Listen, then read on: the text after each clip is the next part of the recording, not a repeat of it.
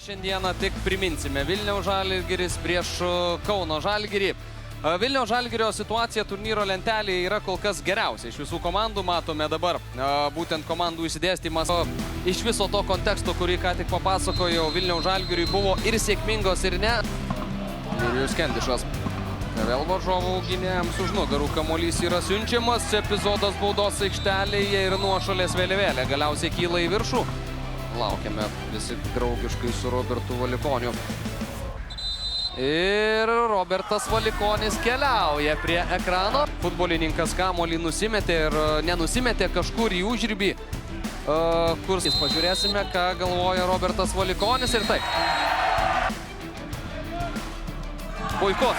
Levio Antalio smūgis ir 10-ąją mačo minutę. Vilniaus Žalgiris priekyje prieš Kauno Žalgirį. Daug emocijų iš Rumūno, daug jam reiškia šis įvartis. Po šio įvarčio jisai susilygina su Enrique Devensu, abu šie. Pirmojo trofėjaus ir atrodė, kad šiemet yra labai reali galimybė iškovoti. Armanavičiaus geras perdavimas, bet nepavyksta pataikyti į vartus. Sunkios patirtos traumos prieš šį sezoną taip pat turėjo problemų. Petkovičius! 24 minutė serbas muša įvartį. Ir Kauno Žalgirio futbolininkai vėl siunčiami į knockdowną. Subirėjo visiškai Kauno Žalgirio gynyba. Vienu perdavimu buvo perkirsta ir Nikola Petkovičius šaltakraujiškai užbaigė šį Vilniaus Žalgirio išpuolį. Laukiame epizodo pakartojimo, dar kartelį laukiame štai čia. Abi, tiek sidabrą, tiek bronzą iškovojusios komandos žais kito sezono konferencijų lygos atrankoje. Perdavimas į baudos aikštelę, Zahary pirmas prie kamuolio, smūgis į vartus, dar vienas ir Tordajus atrėmė. Bokasų perdavimas. Nepavyksta surasti smūgio Vilniaus Žalgiriui. Karašima, rikošetas ir Mikelionis gelbsti Kauno Žalgirį. Nemalonus epizodas vartininkui, suranda vėl tarpą tarp varžovų. Aikštės šeimininkai Paulius Golubickas.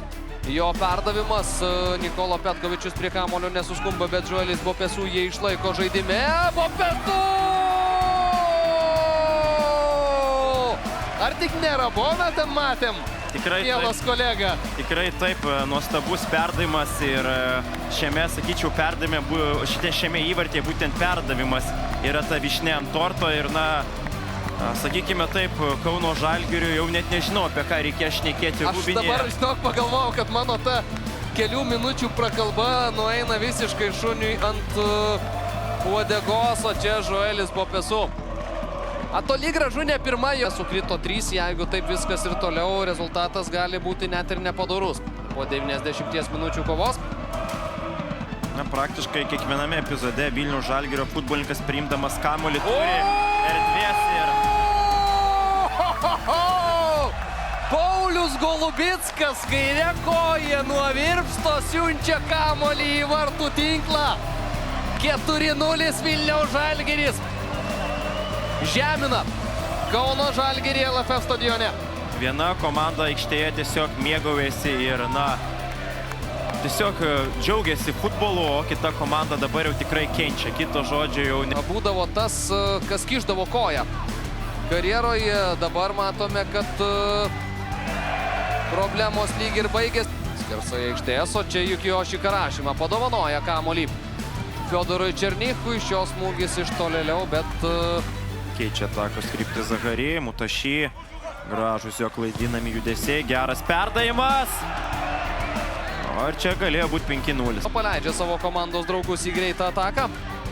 Armanavičius. Olžnikovas.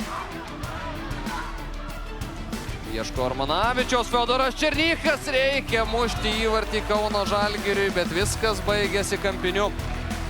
Gana dažnai būna taip futbole, kad kaip pirmame kėlinėje ekipos... Ojojoj, Pauliaus Golubicko, koks perdavimas ir čia yra baudinys. Levio Antalis krenta baudos aikštelėje. Verbickas, puikiai 5-0. Ir dabar pamatysime, kaip pačves šį įvartį. Ovidijus Verbickas. Sveikinimai Ovidijui tiek aikštėje, tiek ir asmeninėme gyvenime. Valikoniui, beje, šiandieną rungtynės nebuvo labai įtemptos, nors buvo varo keli epizodai, bet juos pavyko išspręsti. 5-0 nebekankinamas Kauno Žalgiris, jis šiandieną ir tai buvo labai skaudžiai sumuštas, rungtynių pabaiga užfiksuota.